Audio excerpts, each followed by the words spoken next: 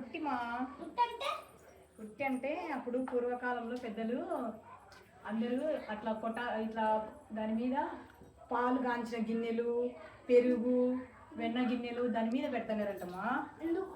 ఎందుకంటే దొంగ పిల్లులు ఉంటాయి కదా, దొంగ పిల్లుల దగ్గర నుంచి అని వెన్న అట్లా పెరుగు కాపాడుకోవడానికి ఇట్లా ఉత్తులు ఉంటున్నాయంట.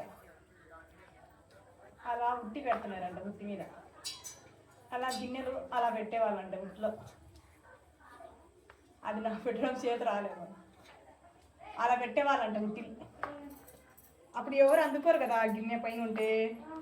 అప్పుడు శ్రీకృష్ణుడు ఇట్లా ఉట్టిలో ఉండేది వెన్న నెయ్యి తీసుకొని అందరికి తినేసి పని చేసేవాళ్ళంట. ఒకరి మీద ఒకరు ఎత్తి ఉట్టిని అందుకునే వాళ్ళంట. అందుకొని అందులోంచి వెన్న అంత పెరుగు పాలు తినేసి వెళ్ళిపోయేవాడంట. అది ఉట్టి అంటారనమాట. అర్థమైందా ఉట్టి అంటే ఏందని చెప్పు.